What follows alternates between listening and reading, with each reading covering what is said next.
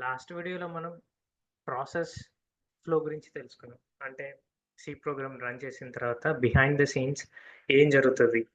ఒక source file నుంచి compile అవుతది. కంపైల్ అయిన తర్వాత కోడ్‌లో ఎర్రర్స్ ఏమైనా ఉంటే మళ్ళీ మనం సోర్స్ కోడ్ దగ్గరికి గాని ఐడీఈ యూజ్ చేసి ఆ కోడ్‌ని ఎడిట్ చేసి మళ్ళీ దాని తర్వాత ఒకవేళ ఎర్రర్స్ ఏం లేకపోతే గనక ఆబ్జెక్ట్ ఫైల్ క్రియేట్ చేస్తది. ఆబ్జెక్ట్ ఫైల్ లింకింగ్ యూజ్ చేసి ఎక్స్టర్నల్ ఫైల్స్ ఏమైనా ఉంటే వాటి రెండిటిని కలిపి ఎగ్జిక్యూటబుల్ క్రియేట్ చేసి, ఆ ఎగ్జిక్యూటబుల్‌ని మనం ఇన్‌పుట్స్ ఏమైనా ఉంటే అవి కూడా తీసుకొని ఫైనల్‌గా కోడ్ ఎగ్జిక్యూట్ అవుతుంది. ఇదంతా ప్రాసెస్ చూసి మనం ఇప్పటి వరకు సి ప్రోగ్రామ్ రన్ అవ్వడానికి ఏమేమి అంశాలు ఉపయోగపడ్డాయి? ఎలా జరుగుతది? బిహైండ్ ద సీన్స్ అంటే తెర వెనకాల ఎలా ఏం జరుగుతదని చెప్పి మనం తెలుసుకున్నాం. దీనికన్నా ఇంకొక ఇంపార్టెంట్ చాలా ఉపయోగమైన విషయం కూడా తెలుసుకోవాలి. అదేంటంటే ఈ కంప్యూటర్ అసలు ఎలా పనిచేస్తది? ఏంటి? అని చెప్పి తెలుసుకోవాలి. దానికి మీకు అర్థమయ్యేలాగా ఒక ఉదాహరణ చెప్తాను మీకు. ఒక మనిషి పని చేయాలి అని అనుకోండి. మొదటగా మనకి కావాల్సిందేంటంటే శరీరం.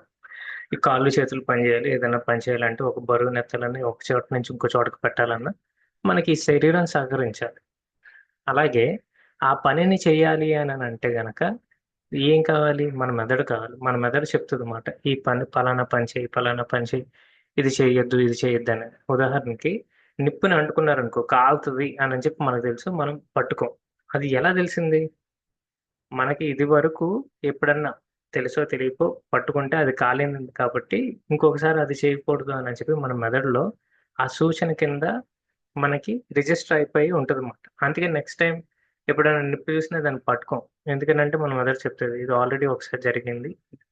సో, ఆ ఇన్‌స్ట్రక్షన్ అనేది లేకపోతే ఆ సూచన అనేది మన మెదడులో ఉంది కాబట్టే, మన పని అనేది చేయటమా, చేయకపోవటం అనేది నిర్ణయించబడింది.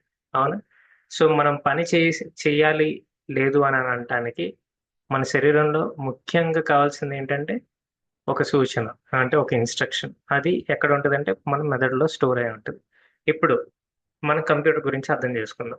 అలాగే కంప్యూటర్ పని చేయాలి అనంటే గనక ముఖ్యంగా 2 భాగాలుంటాయి. ఒకటేంటంటే సీపీయూ అండ్ ఇంకోటేంటంటే RAM. Random access memory. Okay. ఈ సీపీయూ అనేదేంటంటే అన్ని పనులు చేస్తది. అంటే మనం ఇచ్చిన కోడ్‌ని రన్ చేయటం లేకపోతే ఒక కాలిక్యులేషన్ ఎగ్జాంపుల్ చెప్పాలంటే 20/5 ఎంత అనంటే అది కాలిక్యులేట్ చేసి 100 అని చెప్పి చెప్తది. ఓకేనా? అయితే మరి ఈ మెమరీ అంటే ఏంటి? ఈ మెమరీ అసలు ఎందుకు ఉపయోగపడతది? ఇందాక నేను చెప్పిన ఉదాహరణలో దీన్ని ఎలా అన్వయించుకోవాలి? ఆహ్, ఇప్పుడు సీపీయూ అనేది మన శరీరం లాంటిదన్నమాట. ఏదైనా పని చేయాలంటే కాళ్ళు, చేతులు పని చేయాలని చెప్పి అన్నాను కదా! అలాగే సీపీయూ ఉంటేనే మనం ఏదైనా పని చేయగలగాలి. కానీ ఒక సూచన అంటే ఇన్‌స్ట్రక్షన్ ఇప్పుడు చూడండి మనం హలో వరల్డ్‌లో మనం మెయిన్ ప్రోగ్రామ్ రాసి తర్వాత హలో వరల్డ్ అని చెప్పి ఇది రాసాం. ఇదేంటిది జస్ట్ ఇన్‌స్ట్రక్షన్ కదా! ఇది ఇన్‌స్ట్రక్షన్ అది ఫాలో అవుతుంది కదా! ఇది ఇన్‌స్ట్రక్షన్ ఎలా కన్వర్ట్ అవుతది? దీన్ని ఆబ్జెక్ట్ ఫైల్ ఎగ్జిక్యూటబుల్ ఎలా అవుతదని చెప్పి ఇందాక చూసాం. ఓకే.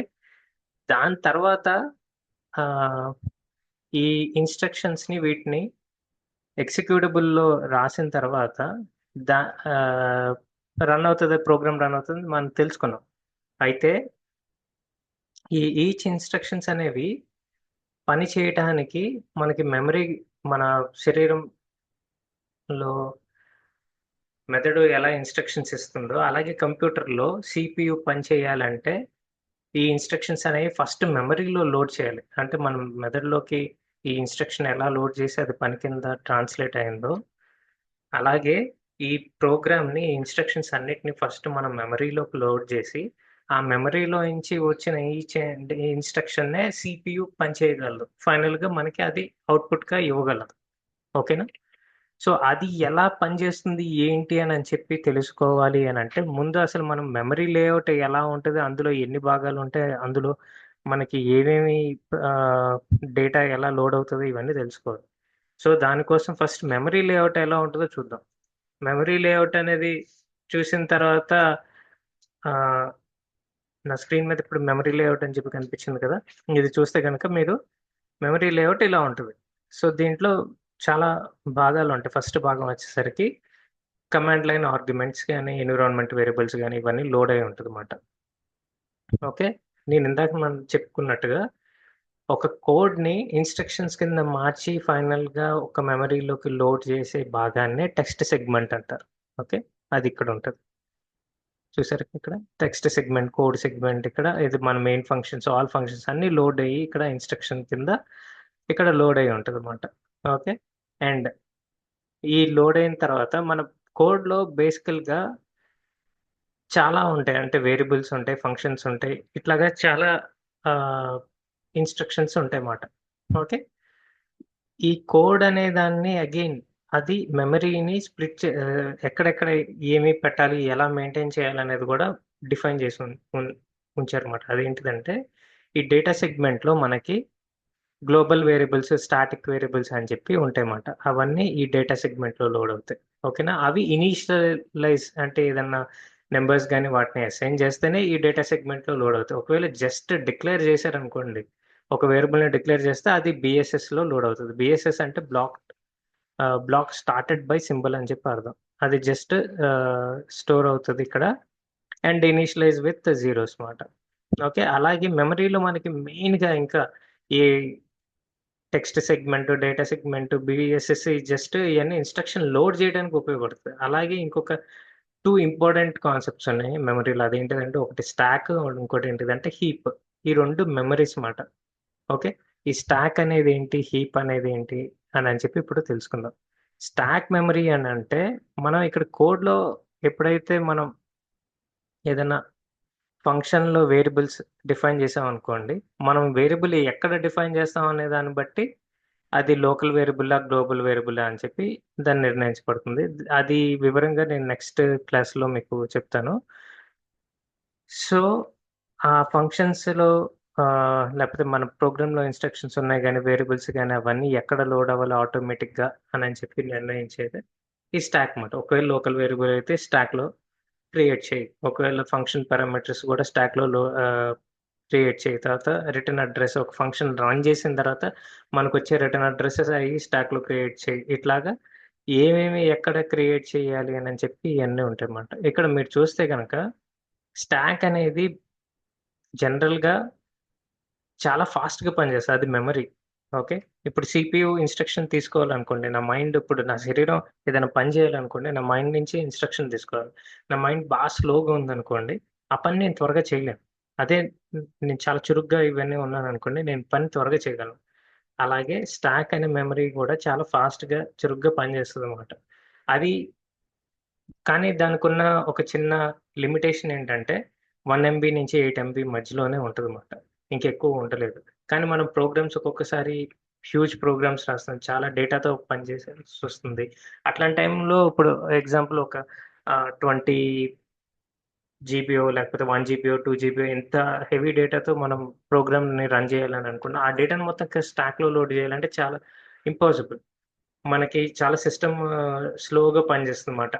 ఓకే, అందుకోసమే ఇట్లాంటి ప్రాబ్లమ్స్ అన్నిటిని మనం ఆహ్, ఓవర్‌కమ్ చేయడానికి ఈ హీప్ మెమరీ అనేది మనకి ఉపయోగపడుతుందన్నమాట. ఈ హీప్ మెమరీలో అగైన్ మనం మాన్యువల్‌గా క్రియేట్ చేయాలి. అదే ఇక్కడ అనుకోండి, మనం ఎప్పుడైతే వేరియబుల్స్ ఇక్కడ క్రియేట్ చేసామనుకోండి, ఐదర్ ఇన్‌సైడ్ ఫంక్షన్ గాని, లోకల్ వేరియబుల్ గాని, గ్లోబల్ వేరియబుల్ గాని మనం క్రియేట్ చేస్తే ఆటోమేటిక్‌గా స్టాక్‌లో క్రియేట్ అయ్యి ఉంటది. కానీ హీప్‌లో అనుకోండి ప్రత్యేకించి మనం క్రియేట్ చేయాలన్నమాట. న్యూ అనే వర్డ్ గాని, లేకపోతే మాలోక్, కాలోక్ ఇట్లాంటివి అన్ని కీవర్డ్స్ ఉపయోగించి, అంటే సి ప్లస్ ప్లస్‌లో న్యూ అని చెప్పి ఉపయోగిస్తాం గానీ, సిలో అయితే మాలోక్, కాలోక్, రీలాక్ అని చెప్పి ఇట్లాంటివి కీవర్డ్స్ ఉపయోగించి మనం హీప్‌లో మనం డేటాని క్రియేట్ చేస్తాం జరుగుతదన్నమాట. ఓకేనా? అయితే ఈ హీప్ అనేది కొంచెం స్లోగా పనిచేస్తది.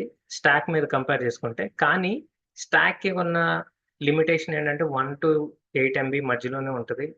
కానీ ఈ హీప్ అనేది మాత్రం మనం కంప్యూటర్ ఎక్కువ పెంచుతూ ఉంటదన్నమాట. ఒక్కొక్కసారి మనం ప్రోగ్రామ్ రన్ చేస్తుంటే ఆహ్, స్టాక్ ఓవర్‌ఫ్లో అదేనని చెప్పి ఇట్లాంటి కొన్ని ఎర్రర్స్ వస్తూ ఉంటాయి కదా! అదేంటంటే ఇప్పుడు దీనికి సంబంధించిందన్నమాట. ఎప్పుడైతే మనం హ్యూజ్ డేటాని ఒక మెమరీలో లోడ్ చేసి దాన్ని రన్ చేయాలని చెప్పి ట్రై చేస్తామో, అట్లాంటప్పుడు స్టాక్ ఓవర్‌ఫ్లో అవుతదన్నమాట. ఓకే, సో, హీప్ అనేదేంటంటే మనం ఓన్‌గా క్రియేట్ చేసుకొని, ఆ మెమరీని మేనేజ్ చేసుకోవడానికి ఉపయోగపడేది హీప్ మాట. అంటే ఇప్పుడు కొన్ని కొన్ని సార్లు మనం అరేస్‌తో వీటిలతో హ్యూజ్ డేటాతో వాటిలతో పని చేయాల్సొస్తదన్నమాట. పని చేసినప్పుడు మనకి ఈ హీప్ అనేది చాలా ఉపయోగపడుతుంది. ఎందుకనంటే ఎప్పుడైతే మనం ఈ అరేస్ గాని, ఇట్లాంటివి గాని క్రియేట్ చేసామో అవి మళ్ళీ మన ఫంక్షన్‌లో లోడ్ చేయాలంటే కాపీ చేయాల్సొస్తదన్నమాట. అంటే ఒకటే ఉన్న డేటాని 2 సార్లు మనం ఉపయోగించుకోవడం అనేది దాని మెమరీ స్పేస్ అనేది ఎక్కువైపోతది.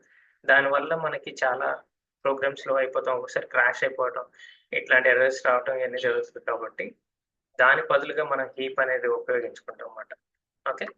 సో, ఓవరాల్‌గా మనం మెమరీ లేఅవుట్‌లో చూస్తే ముఖ్యంగా ఈ డయాగ్రామ్ గూడా మీరు చూస్తే ఈ మధ్యలో ఫ్రీ స్పేస్ అని ఉంది కదా! దాని అర్థం ఏంటంటే ఈ స్టాక్ ఇలా డౌన్‌వర్డ్స్ కింద ఒకవేళ ఎక్కువ వేరియబుల్స్ లేకపోతే మెమరీని ఉపయోగించుకోవాలంటే ఈ ఫ్రీ స్పేస్ అనే బాక్స్ ఇలా కిందకి జరుగుతా ఉంటది. ఈ హీప్ అనేది ఇక్కడి నుంచి ఇక్కడ ఏదైతే ఉందో అది సైజ్ ఇలా తగ్గుతూ ఉంటది. ఒకవేళ హీప్ అనేది మనం ఉపయోగించుకోవాలి ఎక్కువ స్టాక్ అనేది తక్కువ ఉపయోగించుకోవాలంటే బేస్డ్ ఆన్ క్యాలోక్ అని చెప్పి ఇట్లాంటి కీబోర్డ్స్ రాసినందు వలన ఎక్కువ అట్లాంటివి ఉంటాయి మన ప్రోగ్రామ్‌లో. ఇది ఇంక్రీజ్ అవుతా ఉంటది. ఈ స్టాక్ స్పేస్ అనేది డిక్రీజ్ అవుతా ఉంటదన్నమాట. ఓకేనా? బిహైండ్ ద సీన్స్ అది జరుగుతది. సో, ఈ మెమరీ అనేది చాలా ఇంపార్టెంట్ మాట. అసలు సి ప్రోగ్రామింగ్ లో లెవెల్ లాంగ్వేజ్ అనటానికి ప్రధాన కారణం ఈ హీప్ మెమరీని మనం మాన్యుయల్‌గా మానిప్యులేట్ చేసుకోవడానికి వీలు పడుతుంది. అండ్ చాలా ఫాస్ట్‌గా రన్ అవుతుంది కాబట్టి. ఓకే. ఇది ఇందులో ఇంకొన్ని ఇంపార్టెంట్ విషయాలు మనం తెలుసుకోవాల్సిందేంటంటే, ఇందాక మనం డిస్కస్ చేసాం. అసలు రన్ టైమ్ అంటే ఏంటి? కంపైల్ టైమ్ అంటే ఏంటి? అని చెప్పి డిస్కస్ చేసాం కదా! అవన్నీ మీరిక్కడ చూడొచ్చు. స్టాక్‌లో సైజ్ అనేది ఎప్పుడైతే మనం డిఫైన్ చేస్తామో అది మనకి కంపైల్ టైమ్‌లోనే తెలుస్తది. ఇదేమో రన్ టైమ్‌లో తెలుస్తది. రన్ టైమ్ అంటే ఏంటి? కంపైల్ టైమ్ అని అంటే లాస్ట్ వీడియోలో చూసాం. ఒకవేళ మీకు ఇంకా డౌట్ ఉంటే ఇంకొకసారి అది ప్రాసెస్ ఫ్లో వీడియో 7థ్ వీడియో చూడండి. మీకు అర్థమవుతది.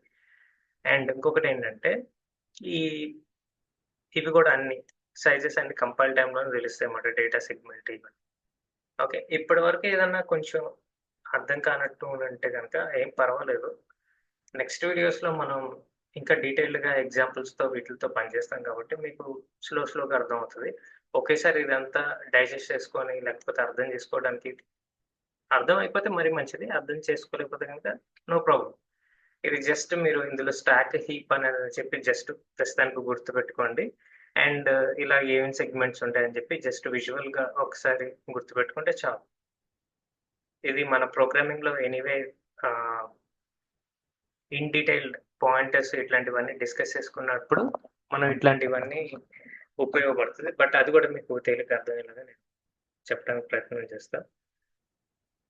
So hopefully I covered all the points in this memory layout video. Yeah, that's it. I'll come up and ఇంకా మిగిలిన విషయాలు వేరియబుల్స్‌లో మనం ఇంకొన్ని మాట్లాడుకోవాలన్నమాట. ఇక్కడ మనం చూసాం కదా డేటా సెగ్మెంట్‌లో స్టాటిక్ అని ఉంది. ఇప్పటి వరకు మనం డేటా టైప్స్‌లో ఇంట్, క్యార్ ఇట్లాంటివి టైప్స్ చూసాం గానీ స్టాటిక్ చూడలేదు. ఓకే. ఇందాక మీకు ఇంకో మాట కూడా చెప్పాను. మనం వేరియబుల్ ఎక్కడ డిఫైన్ చేస్తామో దాన్ని బట్టి దాన్ని మనం లోకల్ అంటామో, గ్లోబల్ అంటామో ఇట్లాంటివన్నీ మనం నెక్స్ట్ వీడియోలో మాట్లాడుకుందాం. Thank you.